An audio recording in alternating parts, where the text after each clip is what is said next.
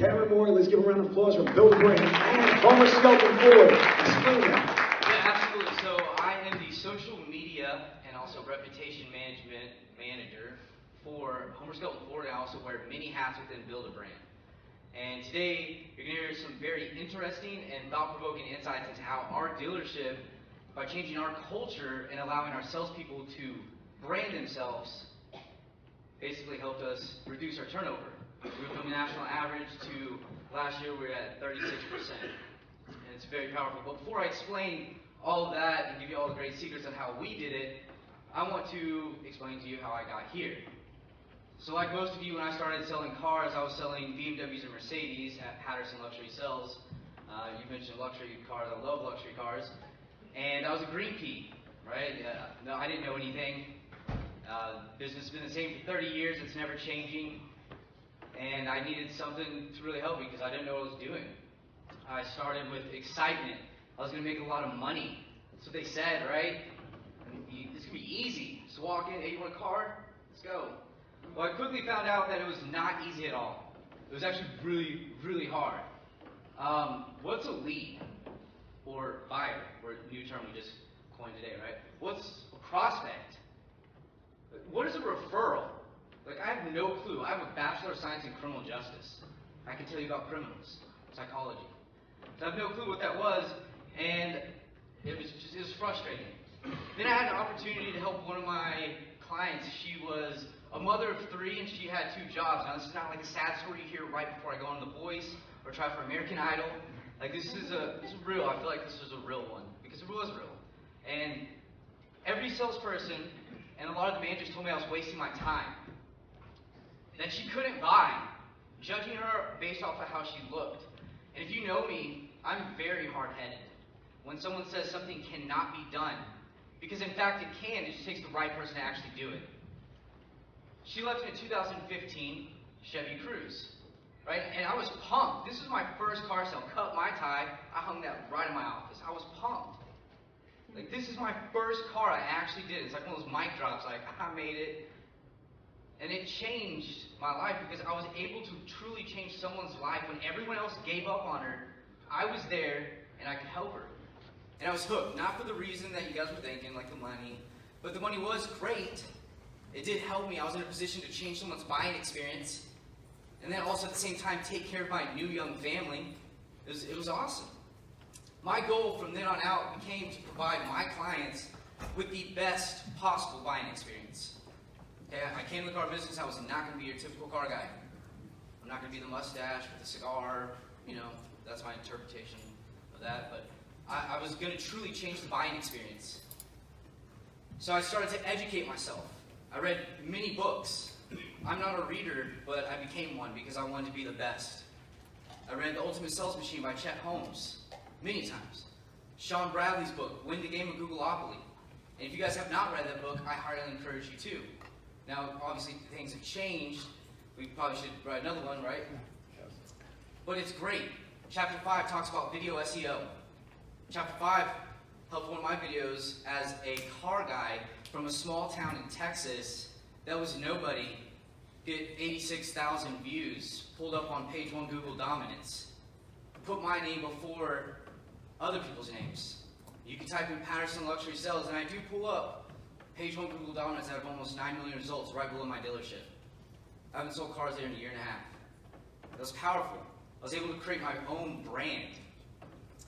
And I was just, it's exciting, right? Like, to be able to go from nothing to actually doing great. And seeing how Build a Brand, right, that's the other company I wear many hats within, how Build a Brand, let me tell you how I got Build a Brand. I'm sorry, I get excited. Once I start talking about what I like, I get pumped up. After I read the books, I started to go to training. So my wife and I saved up $1,200 so I could go to training for one day. It was my birthday weekend. And I really wanted to go. And this is where I met Brian Chapman, our owner of Build a Brand and Homer Skelton Ford. And Brian asked me to be a beta tester for Build a Brand. And so I had I had all the tools I needed. I really created my own personal brand. Hashtag Dashcam Diaries, hashtag Come See Cameron. Look them up, I'm really there. And this was phenomenal. It completely changed my life. Bottom of the board to leading the board in 3 months. Tripled my sales. But I worked. It wasn't easy. It wasn't a silver platter saying, here's all this free stuff. No, the difference is I wanted to be great, and I worked. Then, seeing and believing in the product and how it helped change my life, I wanted to help change other salespeople's lives because I love this industry. This industry is the best industry in the world. There's many opportunities. You could be a vendor. You could be in finance, manager, salesperson. If you want to wash cars, you can do that. This industry has endless opportunities, and it's the greatest industry in the world. If you don't believe me, the door's right there because this industry is phenomenal. So I want everyone to imagine one thing with me. I want you to imagine this. You're walking into your dealership. Okay, everyone close your eyes. Okay, don't close your eyes. I want you to imagine you're walking into your dealership only to overhear one of your salespeople on the phone with a customer. And they say, again, yeah, my name's Brian. Just look around the website. And if you see something you like, just give me a call back. Oh, but if you could, do me a favor. Do not fill out any lead. No web forms. Don't hit the chat button. Rather, call me back. And if you don't get me, leave a message. Man, we're all in this. Like, we're imagining this scenario right now. As a manager, you're probably really upset. Some of you guys, your blood pressure just rose. I have high blood pressure. I'm only 28 years old. It's genetics. I don't have a choice. So I got mad too. So imagine you're in this. You're right behind the salesperson. What do? Well, once you calm down, you probably ask him something similar to this, and it would be, hey, Brian, if you were a manager, or if this was your business, how would you have handled that call differently? And you look at him as he's coming up with his answer. And then Ryan says to you, I'm not going to lie. I'm just going to tell you the truth. We hear it all the time from the management that we're in business for ourselves. And that's exactly why I did it. Because I'm in business for myself. What company do you know that sends their leads to another website and then has to take the trouble of explaining to the customer why someone else is calling them, why someone else is emailing them? Like, it's a headache. And then on top of that, if we don't discourage them from going to the website, now we're chasing down the lead to whatever salesperson got round robin to, and then having to explain how that's your customer. You argue, some of you may fist fight, I don't know, but it's frustrating. It becomes a split deal. Sounds fun, right? Yeah, this happens all the time. And this is the exact scenario that happened to our owner, Brian, at his Ford store. The salesperson's name was David. Because I don't know why I chose Brian for this scenario, but it made it really confusing. But the real salesperson's name was David. So Brian, at the end of the day, went home with his wife, not his mom, but went home at the end of the day to see his wife. And on his way home, he kept thinking about, what did David say? Like, he kept thinking about, I'm in business for myself. As he got home, his wife Michelle asked him, how was your day? And that's when Brian shared with her what exactly has happened. Michelle asked him, how are you going to help prevent this from ever happening again? And then sarcastically, Brian said, if you guys don't know Brian, you guys don't know, he's really funny. Sarcastically, he said, well, I'm just going to build them their own websites. That for sure put them in business for themselves. Think about that. How do you put a salesperson in business for themselves? How many in here, I just want to see a show of hands, how many in here have you either told or have been told that you're in business for yourselves or something along those lines? Can I see a show of hands? Quite a bit of you guys. So how do we do that? How do we put a salesperson in business for themselves? Brian asked his managers to come in, and he asked them the same question. So as they talked about what they've heard, if a salesperson can sell cars, if they can, if they can follow up with their customers, if they can create opportunities, if they can get referrals, and if they stay at the dealership just long enough, they're in fact in business for themselves. Well, how do they do that? From a technology standpoint, it seemed impossible. To give the salesperson everything they need to follow up, to create opportunities, to get referrals. So Brian considered building this technology. He considered being able to give the salesperson everything they need to sell a car today, to build their business for the future. Something that connected with the customer. Something that was completely different. And to make sure that he didn't jump the gun and start building something, he wanted to make sure that it was 100% right. that it would help the salespeople, but also it'd be a win for the dealership and the managers. So he asked several of his friends, he's been in the business 25 years, asked dealer principals, GMs, GSMs, internet managers, 4 simple questions. I want you guys to think about these questions as I ask them. What would make your life easier? Your job. What recurring pain points and struggles go along with running a dealership? What are the main difficulties and challenges that you face daily? What could increase sales?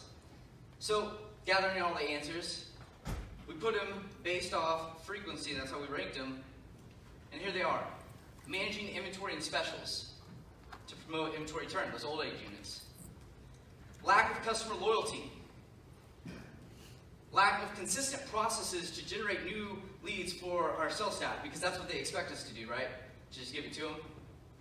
Challenge to consistently obtain online customer reviews and manage the dealership's online reputation. Difficult maintaining high CSI scores. No effective strategy to capitalize on social media at all. And managing advertising, like what's working and what's not. Difficult to get everything throughout the day because, come on guys, as managers, we don't have that much to do, right? You got tons to do. You got a lot on your plate. Hard to keep their sales staff motivated. And turnover. Maintaining and keeping quality salespeople.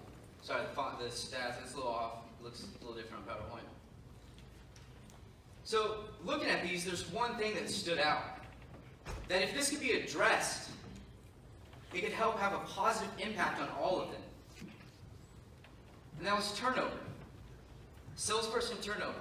So it's clear, if we could prevent and reduce turnover, not really prevent it 100%, but reduce turnover at our dealership, many of the challenges and pain points that our salespeople, our managers, and our dealer principal faced would go away. See, at our dealership, it's a team effort. Our management team must build the foundation that our salespeople can then work on and build up their business on what the dealership has helped cultivate. But when a salesperson leaves your dealership, what happens? Your life just got a lot harder. Because now you spend time hiring people. You have to find people to hire, right, to start. Then you spend time to train them. Right? You can't give them the best training yet because, man, you got a lot of other things to do because then you have to do all the paperwork and you got customer problems and all of that going on. So now you have to handle the customer problems that happen throughout the day. When someone quits your dealership, you can also lose customers because your salesperson's not there to follow up. Am I right? Mm-hmm. Like they're not there. Or that customer then goes and follows that salesperson somewhere else. On average, 74%, now I have the last year's stats. I know someone has the new year stats. Maybe you can email that, that'd be cool. So 74% on average salespeople turn over each year. And to put that in perspective, out of 10 salespeople, 7 of them will be leaving.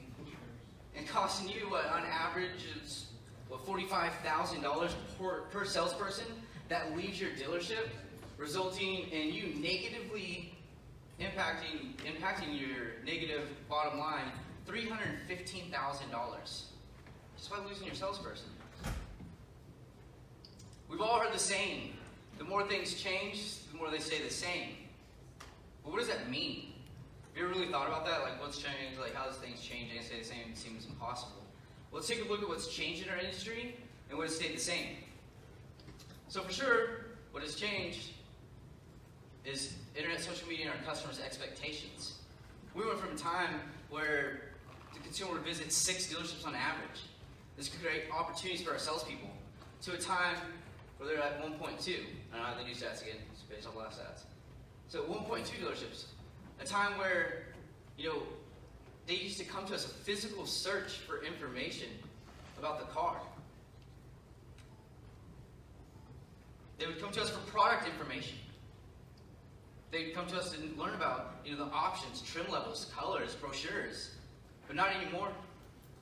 They would come to us for product access, to physically touch, to see, to get pricing on the vehicle, but not anymore. Trade-in value is conceived in the dealership to make it easier and more affordable for a consumer to buy a new car. They would come to us for the trade-in value. Not anymore. Financing.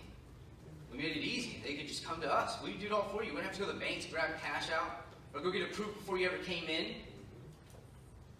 They'd come to us for that. But not anymore.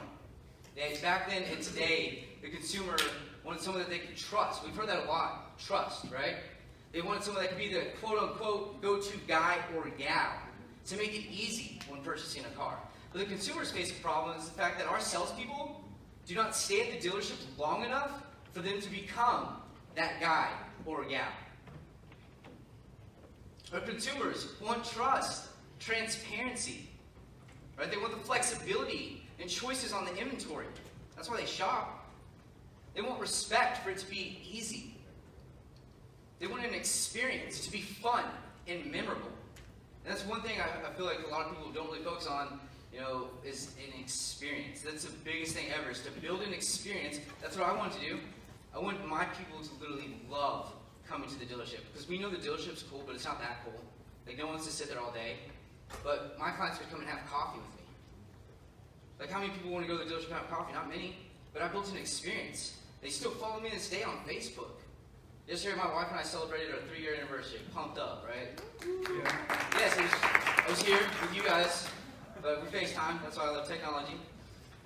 But it was an experience. They congratulated me, reached out to me. And, we built relationships. It wasn't transactional. It's not sell. If you're looking to just sell, it's a small way of thinking, because you really want to play chess, right? It's a long-term, not really game, but it's a long-term strategy where you want to build relationships and build a clientele list. A convenience to be completely fast. So what does stay the same? Salespeople and their responsibilities. We all know when you start selling cars, man, you were pumped, it's fun, like I was. I was excited, man, I'm about to make money.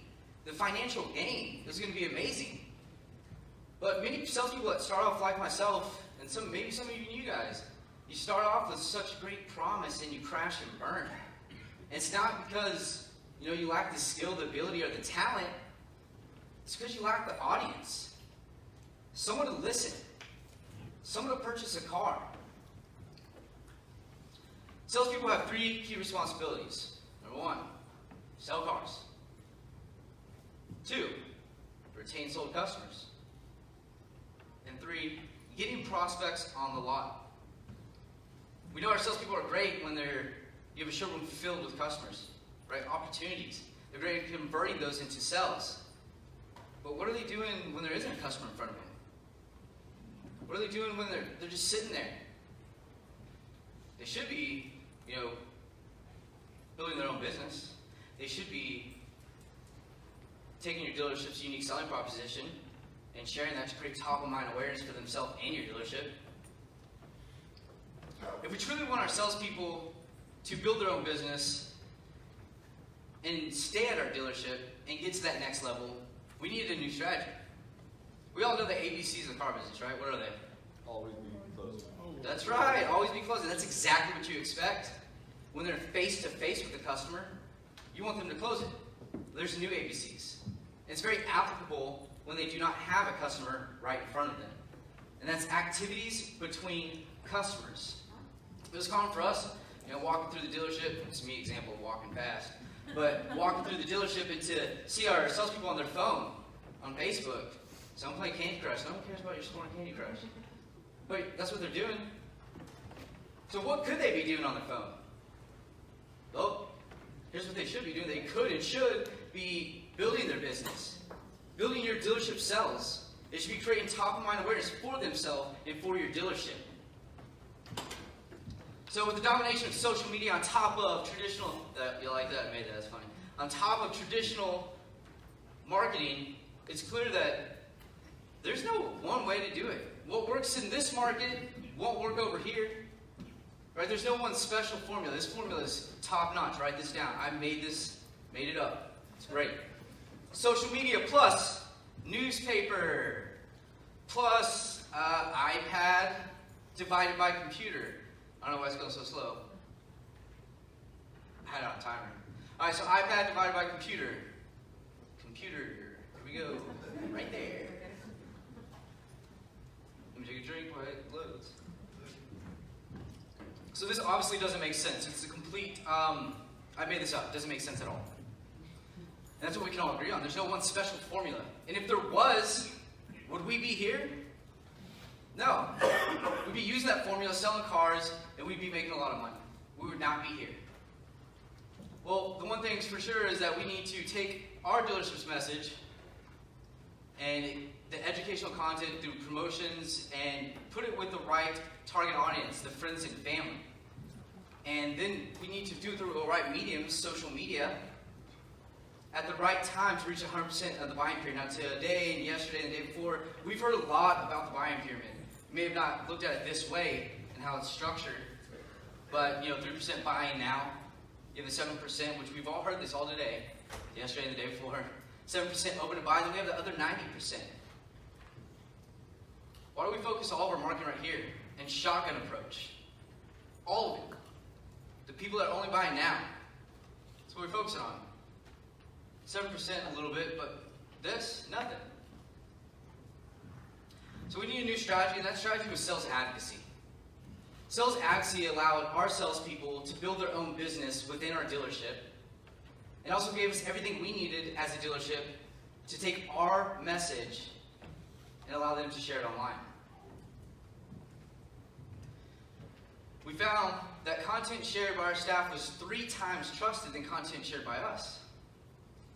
8 times more likely to be engaged with, 24 times more likely to be reshared, and leads generated by our staff 7 times more likely to be converted than leads generated by our dealership. To create sales advocacy, we needed 2 things. That was marketing. Here's an example of marketing. We're the best dealership in town. We've heard that a lot, right? And you guys are like, oh, we're the family owned, been in business 50,000 years. Here's an example of personal branding. It's the second thing that we need for sales advocacy. Personal branding. I heard you are the best salesperson here. That's powerful. Real powerful. So when you combine marketing and personal branding, it builds the foundation and fundamentals for your dealership sales advocacy platform. We gave our salespeople everything they needed. All the technology and all the tools. Their own personal websites. Unique domains. This is bjbrown.me. My website when I was selling cars is comeseecameron.com. And then I realized what brain was, because I was a beta tester. And I was like, you know what? I want to be Camazon, because it's close to Amazon. It's funny. So I bought Camazon too. We have a content library where our salespeople can make their own blogs. Right? We can also take our marketing message and our unique selling proposition as a dealership and have them share it organically to Facebook, to LinkedIn. So when someone does click that, they end up back on our salespeople's websites, or they have the inventory. We heard someone talking about building that experience and sending a VIP test drive. Yeah, on our websites, because I was selling luxury vehicles. When I was a beta tester, what do you want? Man, how cool would it be to have VIP test drive where you can choose the time you want to come in. Right? You can choose the beverage you want when you get there. And then the route you want to take. That's exactly what they built for me. And how powerful, that's so crazy. They're literally going from social media, clicking on your article, then they start shopping the inventory, and then they set their own appointment. They're doing most of it for you. All you have to do is give them the opportunity. Video message, right? Cool videos in the house. We dance on the dance floor. Yes. Video message is huge. This is what changed my life. Being able to send video messages to people to create an entire experience with someone not even there. Sold cars in New Jersey. We sold cars in California. You got Colorado, Florida. All from my cell phone. Now technically, like we heard yesterday, we didn't really buy it, but they bought it. Because I built the entire experience online. All through video messages. They can see it via SMS and email. Right? I can attach the exact BDP page from my personal website of that vehicle right behind the video.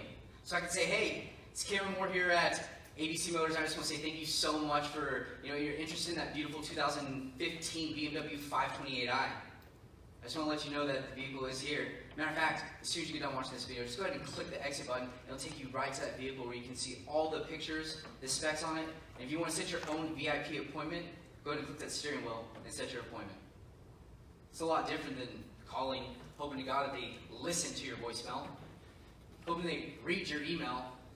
Like emails, I get like so many a day. But when people send me a video, I stop it all. I want to watch that. It's interesting. But we also practice what we preach. Because anybody that's, you should be a leader. A lot of us, we know the difference between a boss and a leader. The leader really leads and sets examples. We have many of them in here. It's excellent to see, because that was one thing I wish I had when I was selling, as a true leader. Our manager, GSM, doesn't have an opportunity to talk to a customer, sends them a video. Says, hey, I didn't get to say hello. Our finance manager, Casey, sends this video. Customer sitting outside waiting to come into finance. He just wants to let them know, hey, I'm finishing up your paperwork. I'll call you back as soon as I'm ready. Now, Casey's not the scary guy in the back that's about to take all their money. Right? Because that's what people think. Scary dude about to take all your money. Is he? I don't know. Being able to communicate inside with our team, so we have instant chat, we can communicate. Send videos to our team. But also being able to do that with the customer. Being able to be 100% TCPA compliant. We're not getting sued. No, we're not. Right here, chat, texting, tracking all the texting. Our salespeople can text with our customers. Our managers can also text. Keeps a complete history, so we know what's going on. Communication's huge in this business, right? And isn't it hard to get salespeople to actually put notes inside the CRM? I got skated one time and I was done. Yeah, you got notes about everything. Dude wear a blue hat, like Snickers. I don't know, he had a dog named, Cholo. I don't even know, but that's my notes for today. So it's hard to get salespeople to actually put notes in. Here's what one of our salespeople had to say. Oh, is it not going to play? Anyways, great video I made. And this is Amber Brock, one of our salespeople. And she explains why she does what she does. Why she builds an experience and sends video messages. And then she talks about how it really captivates. I click it. I clicked it. Which click? There's 3 clicks here. Go forward one more time. It's no big deal. I can explain what she's saying. She just says a lot better. And she's a lot prettier than I am. So she talks about how she really builds an experience for him. And she used the words that just really gets him in. Right? She takes pride in the fact that she has all the tools and the ability to build her own business within a business. We give them their own digital business cards, where they can easily get referrals. Customer can now shop the inventory, download brochures, owner's manuals, calculate their payments. But it worked.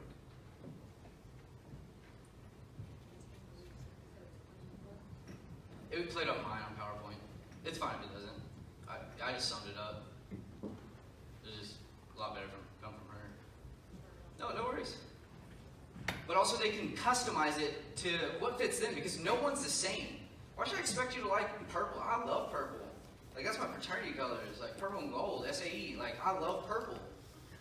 But I don't expect you to like purple. You can customize this however you want to fit your customers and your target audience, your fans that want to work with you and support you. Recommendations. When I was selling cars, they're like, hey, get them to do that review. I don't want to do a review. Fool, no, not going to happen. I didn't see the value. It didn't benefit me. And then Mercedes is like, hey, you get 100% on that, you get $100. Everyone got a review.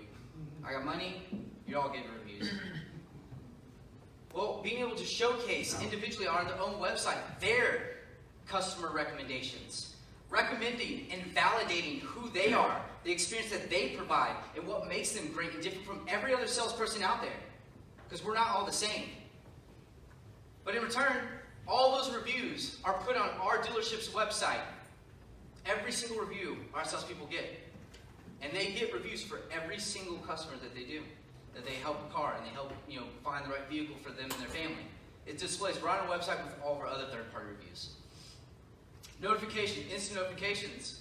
It's great to have technology, but if I didn't have a plan, if I didn't know and have stats to actually work with, and have the data to know what's going on, how could I be successful. We know exactly every single time a customer opens a digital business card, the salesperson gets a text.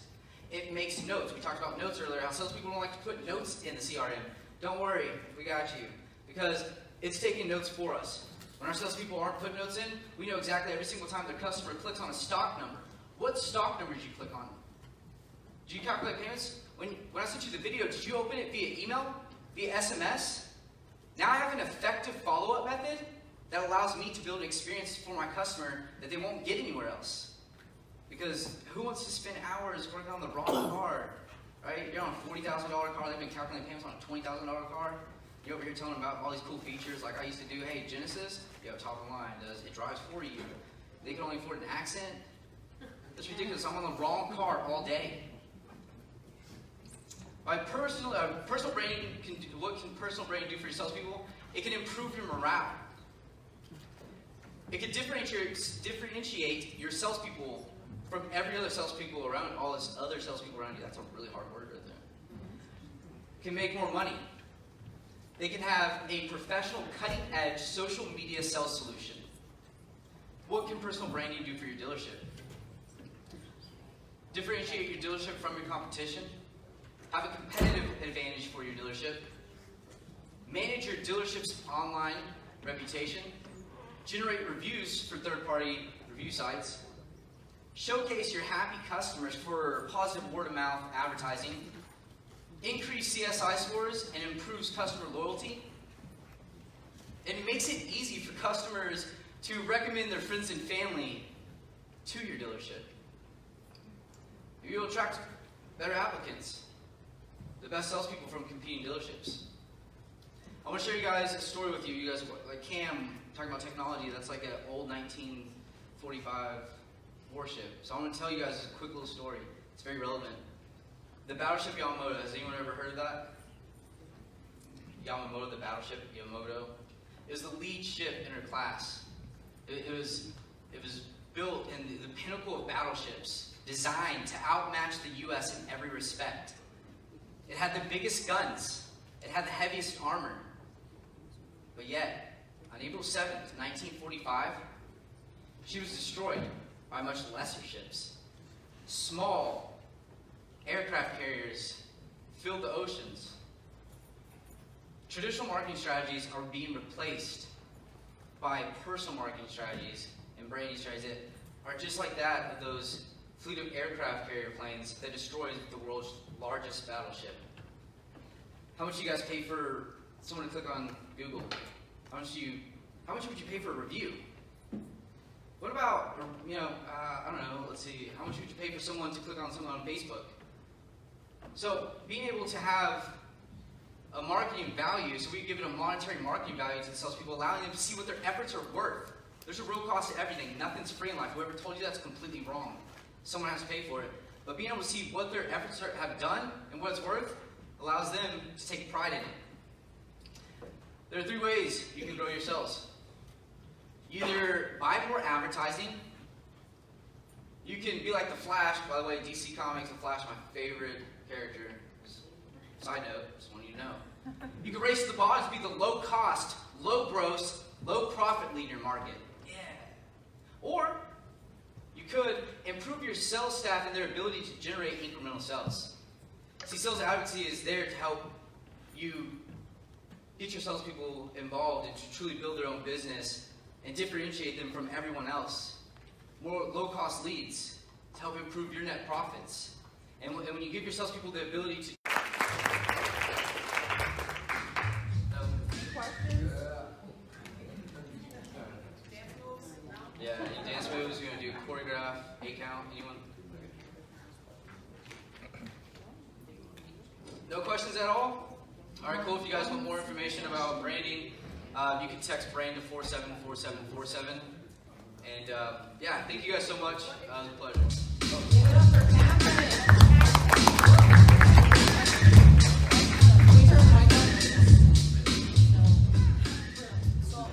I don't have any questions, but I just want to say this. I'm going to assume that because nobody has questions, you must all be branding wonderfully. But beyond that, I just want to tell you this. You guys should all wish that you had a Cameron working at your dealership if you don't work there. Because he's a manager, yes, but know this, he's a retention manager. This is not the GM or the DP standing up here, correct me if I'm wrong, Correct. talking about this. So if you don't have, you should want 20 of him if you have 20 salespeople. That's what you should want, an army that believes in this. So if you don't have at least one of him, that should be your takeaway from that session. Thank you very much, Cameron.